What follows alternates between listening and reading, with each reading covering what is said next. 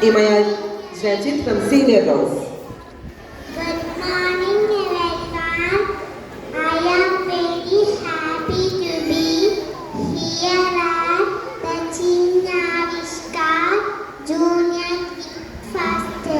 I am Indira Gandhi and the first woman Prime Minister of India. Hello, my little children. Wow, so many cute faces. Do you know Chachaji? He was the first Prime Minister of India and also my father too.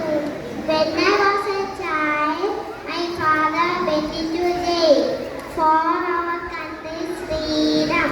When Daddy after jail, he sent to me letters full of love and knowledge. In those letters, he told me about mountains, rivers, lakes, and brave people.